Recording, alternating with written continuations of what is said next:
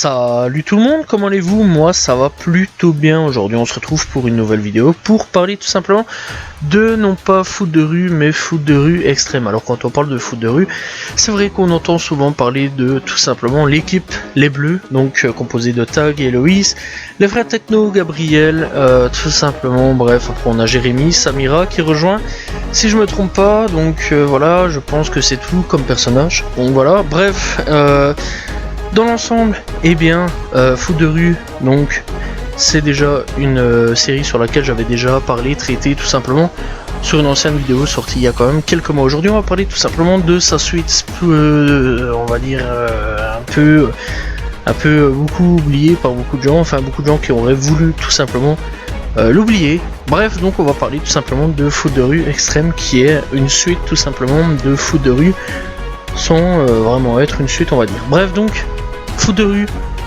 extrême, c'est une série d'animation en 3D cette fois-ci tout simplement, donc oui, c'est que du full 3D franco-italienne, toujours en 39 épisodes de 22 minutes, créé par Philippe Alessandri et Marc Beretta. Monica Ratazzi et Giorgio Walter est diffusée dès le 19 avril 2014 tout simplement sur France 3 dans l'émission Ludo tout simplement, et elle est librement inspirée du livre La Compagnie des Célestins de Stefano Benni, que je ne savais même pas qu'il y avait un livre tout simplement. Donc voilà, j'apprends en même temps tout simplement avec donc cette vidéo. Bref, donc en Italie, elle est diffusée depuis le 9 juin 2014 sur Rai 2, tout simplement. C'est un reboot de foot de rue, et elle est par la suite tout simplement diffusée sur Canal J depuis le 1er janvier 2015, et il termine sa diffusion originale le 8 avril 2015.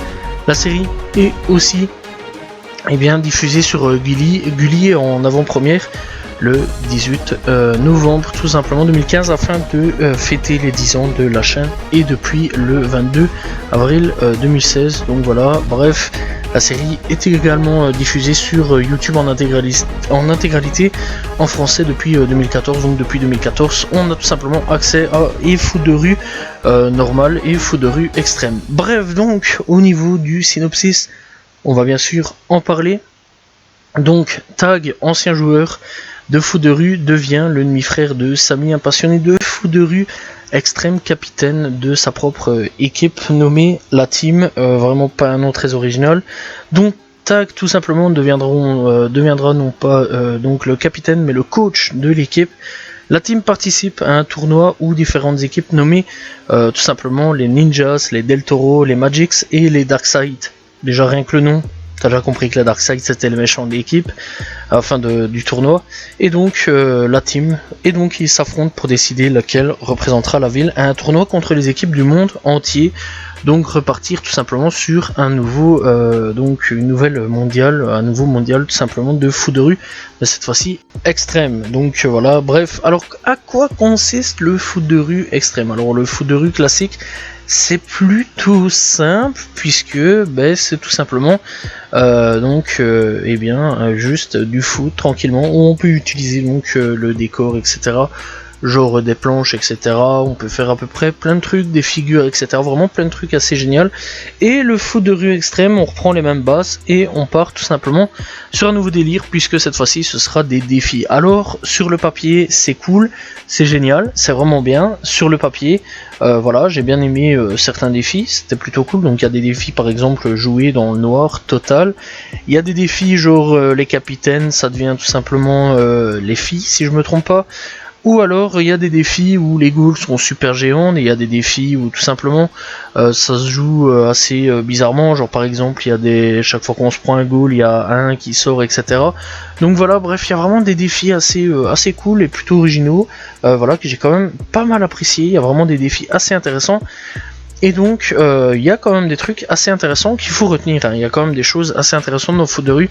On peut pas tout jeter non plus à la poubelle, ça faut le dire quand même, ça c'est il faut le dire quand même, mais c'est assez important de le dire, parce que Dans l'ensemble, c'est vrai que j'entends pas mal de gens cracher sur Foot de rue extrême. Alors il y a des trucs bien, il y a des trucs moins bien.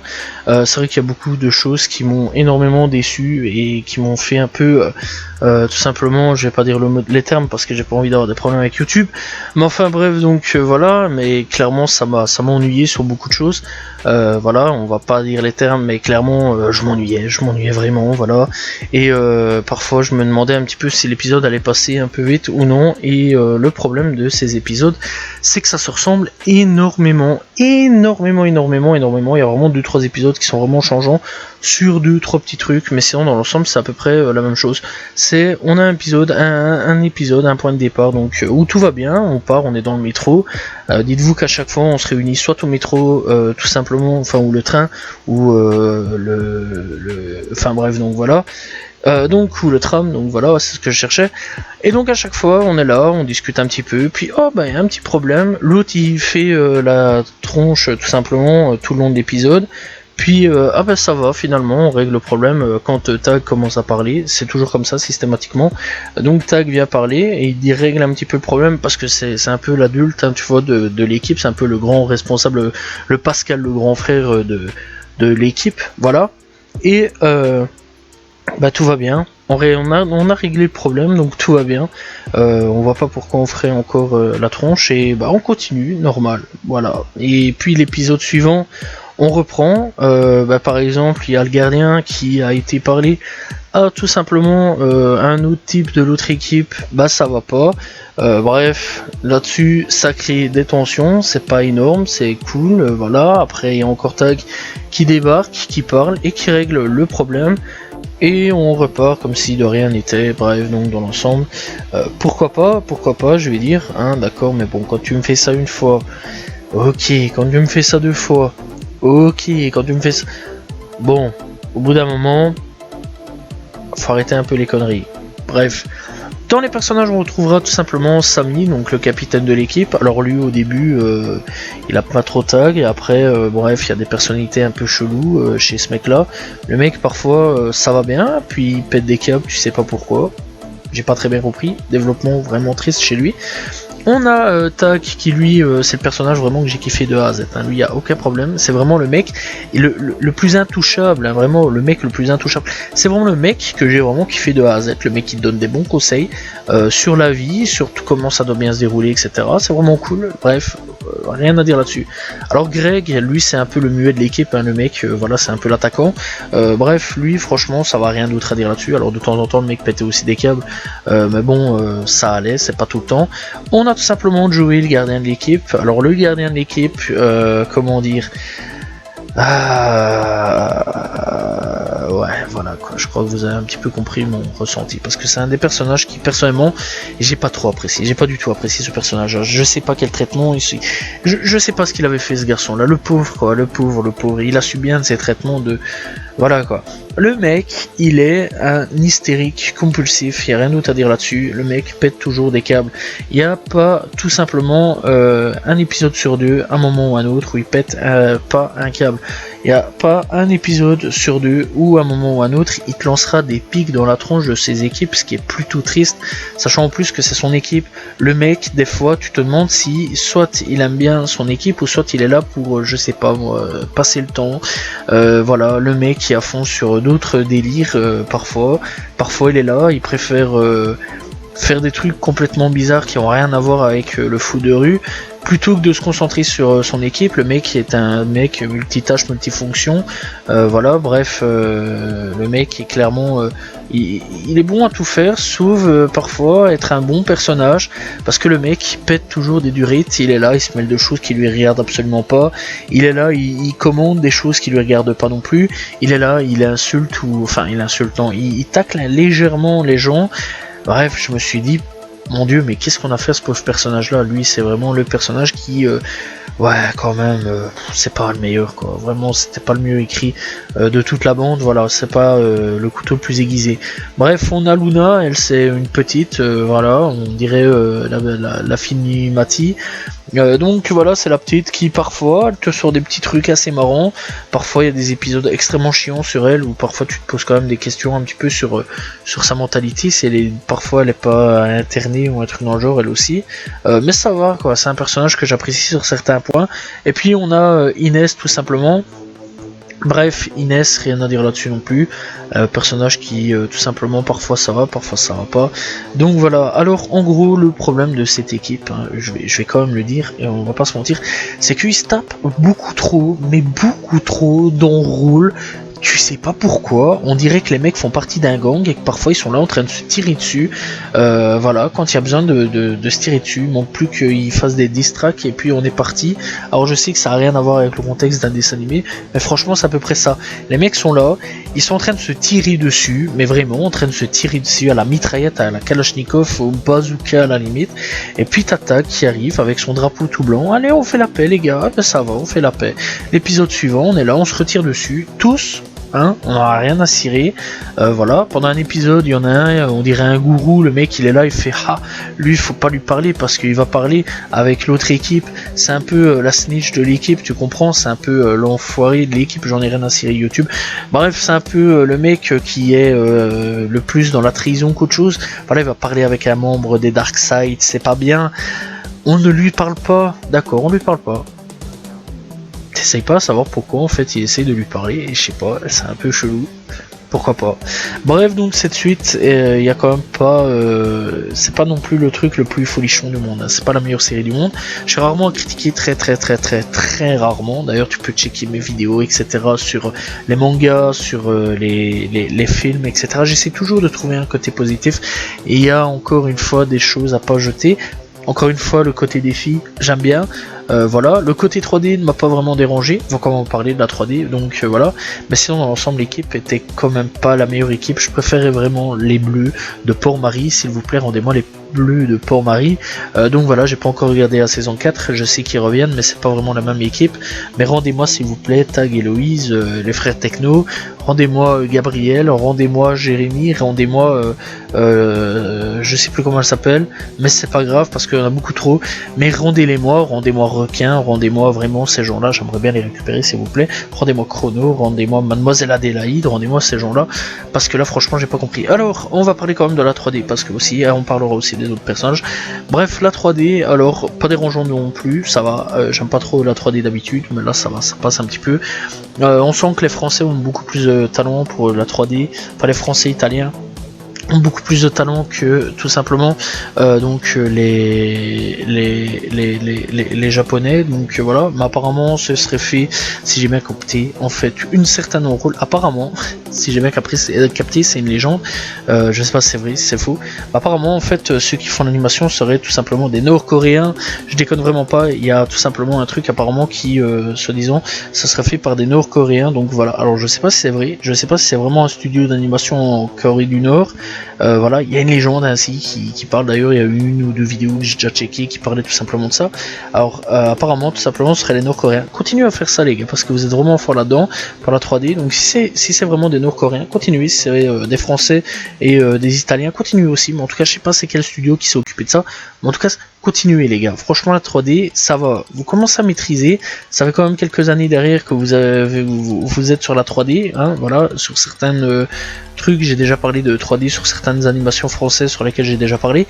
Et je trouve clairement qu'ils ont géré, hein, depuis Kolyoko, etc. Il y a quand même des mecs derrière qui font de la 3D. Donc voilà, alors je préviens encore une fois, c'est une rumeur, hein, le truc que ce serait des Coréens. Je sais pas si c'est vrai, je sais pas si c'est faux, voilà, bref, donc on s'en fout. Alors les autres personnages, on va quand même en parler. Hein. Donc le mec qui remplace Chrono, c'est un mec, lui aussi, alors je sais plus comment il s'appelle. Donc voilà, c'est un mec lui aussi, il est là avec ses caméras en train de surveiller les gosses. Bon, déjà d'avant c'est déjà assez brosson.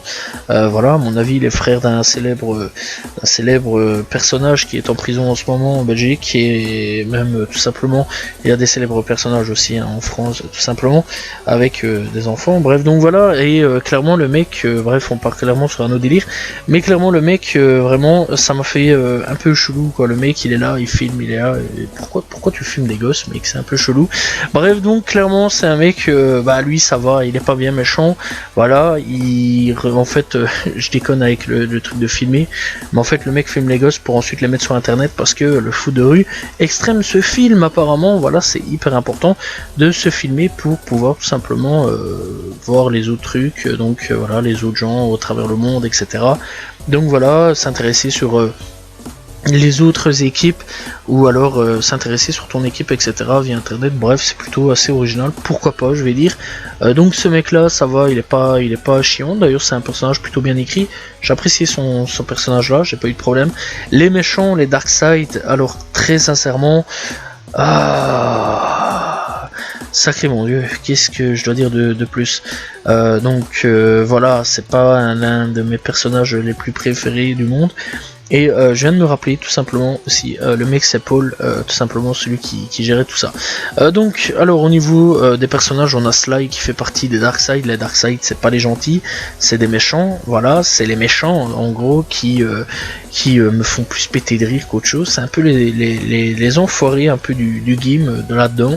Les mecs, chaque fois qu'ils ont moyen de foutre des bâtons dans les roues des bleus, enfin non pas des bleus, tout simplement la team, ils le font, et à chaque fois il y a moyen, ils le font. Bref, donc voilà, c'est un peu les vicieux du groupe.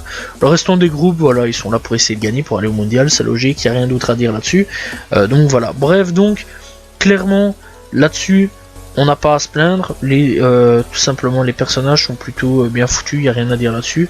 Et donc dans l'ensemble, personnellement, j'ai pas à pointer du doigt les autres équipes, puisqu'on les voit très rarement, ou alors quand on les voit, ça va, c'est pas non plus des personnages mal écrits. Alors, on va parler aussi de foot de rue extrême, qui je trouve a été, bon sang de bonsoir, on va utiliser un terme de vieux, mais clairement annulé beaucoup trop vite. Pourquoi vous avez annulé foot de rue extrême? Bon sang, les mecs, donc pour ceux qui ont fini, on arrête la vidéo. Si vous voulez continuer, vous pouvez. Donc voilà, c'est le moment spoil. Voilà, j'espère que vous avez quitté, ou si vous êtes resté, bah tant mieux pour vous, parce qu'on va continuer. Bref, donc pourquoi il n'y a pas eu de saison 2? Alors ça a été clairement annulé. Il faut savoir tout simplement que foot de rue extrême ça n'a pas marché du tout. Et j'ai pas compris au début le pourquoi du comment. Alors au début je pensais que c'était à cause de la 3D, parce qu'il y avait eu énormément de critiques en 2014 quand c'était sorti avec la 3D. Alors non, pas du tout, c'est pas du tout la 3D. En fait j'ai pu discuter avec 2-3 personnes aux alentours de moi, etc. qui avaient vu à la sortie et qui avait suivi, donc voilà. J'avais tout simplement aussi contacté 2-3 personnes sur internet, donc des gens que je connais tout simplement, qui avaient regardé aussi la série, parce que j'en avais déjà parlé, il fut un temps où j'allais tout simplement donc à l'école avec ces gens là. Donc voilà, j'ai été leur demander un petit peu le pourquoi du comment ça se fait en fait. Ils ont pas trop kiffé foot de rue, et aussi ils avaient aimé donc foot de rue, pourquoi. Et à peu près le truc c'est que à peu près tout le monde me disait que le scénario tout simplement était pas vraiment dans le top. Il faut savoir aussi que la 3D à ce moment là se concrétisait énormément avec la 3D. Pour beaucoup de gens ça a pas trop passé, donc voilà, c'est à peu près tout ce qui est revenu, donc voilà. Mais c'était beaucoup le scénario, beaucoup m'ont dit que le scénario était fort répétitif, donc voilà. Et c'est à peu près mon ressenti, c'est à peu près ce que j'ai ressenti aussi, malheureusement, puisque comme je vous ai dit un petit peu au début de la vidéo, le scénario en fait se ressemble énormément à chaque fois, c'est toujours le même qui revient, il y a toujours une enrôle, et à chaque fois c'est A qui règle le problème, et c'est ce qui m'est revenu énormément tout simplement dans les oreilles ou alors dans les écrits des gens, donc voilà. Et ça m'a un petit peu mis tout simplement et réconforté dans mon idée que j'avais un petit peu raison sur ça. Alors je sais pas vous ce que vous en pensez, personnellement moi j'ai déjà ma pensée, je sais déjà dans quoi je m'embarque en parlant de ça, mais je sais déjà dans quoi et quoi je pense tout simplement de cette série là. Malheureusement je trouve vraiment que ça a été très mal écrit, très mal fait. Quand je regarde, parce que j'ai vraiment passé un agréable moment à regarder foot de rue saison 1, 2 et 3, j'ai vraiment kiffé de A à Z. D'ailleurs je pense que je vous en ai fait assez l'éloge quand même. Donc voilà, et clairement pendant que j'ai eu fini donc foot de rue, j'ai regardé après donc à la suite donc foot de rue extrême, Et je me suis ennuyé, ça m'a pris beaucoup plus de temps à regarder Foot de rue extrême d'ailleurs que à tout simplement regarder d'autres choses. Par exemple, j'étais sur toute autre chose sur le côté, à regarder toute autre chose sur le côté. Alors je me souviens absolument plus de quoi. Je crois que c'était tout simplement Goku-san et autres sur lequel j'ai déjà traité. Et par exemple, là où Goku-san, j'avais vraiment rushé le truc, ça m'a pris par exemple beaucoup plus de temps à tout simplement regarder, sauf vraiment sur la fin où j'en ai eu un petit peu marre et j'ai vraiment essayé de rusher le truc. Mais clairement, j'en avais vraiment marre de regarder donc Foot de rue extrême, parce qu'à chaque fois je savais à peu près, je connaissais à peu près le scénario donc de la série, ce qui est plutôt triste, ce qui est plutôt dommage, parce que franchement je voulais des changements, je voulais vraiment différents trucs, différents traitements. Clairement là où il y avait différents thèmes dans Foot de rue, encore une fois sur lequel j'avais déjà parlé, on a le dopage. On avait les histoires de drogue, donc oui, on va quand même en parler, donc voilà. On avait tout simplement oui, on en a parlé plutôt que je vais dire. Donc voilà, on avait des histoires de drogue, on avait des histoires de dopage, on avait des histoires de triche, on avait des histoires de famille, et la famille c'était une place importante. On avait des histoires tout simplement où parfois il y avait un peu des enroules sur certaines choses, donc voilà, et puis ils se remettaient en question. On avait plein d'histoires différentes avec Foot de rue. Ou alors, vraiment, c'est moi qui étais aveuglé par la nostalgie à mort, ou alors c'est moi qui ai un sérieux problème et qui, voilà quoi, et clairement, ouais, j'ai été trop aveuglé par la nostalgie, ou alors j'ai raison, et clairement, j'ai pas été aveuglé par la nostalgie. Il y a deux choix possibles, et clairement, moi, je me suis bien plus amusé à regarder Foot de rue normal que Foot de rue extrême, et ça me réconforte sur mon idée sur le fait que ça soit annulé. J'aurais quand même voulu que ça continue, parce que je vais pas vous mentir que j'aurais bien voulu voir un petit peu le mondial, de Foot de rue extrême aurait été plutôt cool. Je pense qu'ils auraient dû tenter l'aventure de faire une deuxième saison, mais terminer sur la deuxième saison, arrêter là, mais se dire quand même que voilà, on fait la deuxième saison, on balance tout pour la deuxième saison, on se démerde pour vraiment faire un truc de fou pour la deuxième saison, et après on arrête là, on continue pas, parce qu'on voit bien quand même qu'on est légèrement en train de beaucoup se casser la figure sur notre truc, et puis on enchaîne la nouvelle saison donc de Foot de rue avec tout simplement les Bleus de Port-Marie, donc la nouvelle équipe des Bleus de Port-Marie. Donc voilà, alors j'espère peut-être potentiellement un jour qu'on aura une saison 2, mais qu'on arrêtera là pour dire de clôturer cette saison 2, enfin cette série de Foot de rue extrême qui malheureusement ne trouvera pas de fin. Et s'il vous plaît, faites beaucoup moins d'épisodes, parce que j'étais quand même obligé de me taper 39 épisodes, 30 ou 39 épisodes, je sais plus, pour terminer une série qui, très sincèrement, je me suis fortement ennuyé dessus, mais encore une fois il y avait des choses fortement à garder, donc voilà, tels que les défis, j'ai vraiment kiffé. Les défis j'ai vraiment bien aimé, les cartes, les différentes cartes, malgré que ça soit toujours les mêmes, j'ai quand même bien apprécié aussi. Donc voilà, les différents terrains ça allait, j'ai quand même bien apprécié, malgré qu'il n'y avait pas beaucoup de choix, hein. Je vais pas vous mentir qu'il n'y avait pas beaucoup de choix, le choix n'était pas là comparé aux autres Foot de rue, donc voilà. Et clairement ouais, j'ai quand même bien apprécié dans l'ensemble certains points, certaines histoires, certaines, pas tous, mais dans l'ensemble voilà, c'était fort répétitif. C'est ce qui pour ma part a fait que je n'ai pas adhéré à Foot de rue extrême, et que je n'ai pas trop aimé Foot de rue extrême. Bref, c'est la fin de cette vidéo, de cette critique sur Foot de rue extrême qui, je le sais, ça n'a pas été tendre dans l'ensemble. Encore une fois, n'hésitez pas en tout cas à vous abonner, liker, commenter, partager. Dites-moi ce que vous en pensez tout simplement de Foot de rue extrême dans les commentaires. On se retrouve donc très prochainement pour parler d'un nouveau, d'un dessin animé, ou alors tout simplement d'un nouveau cartoon, etc. Bref, en tout cas on se retrouve très prochainement. On se retrouvera aussi demain pour une nouvelle vidéo. Bref, salut tout le monde, ciao ciao.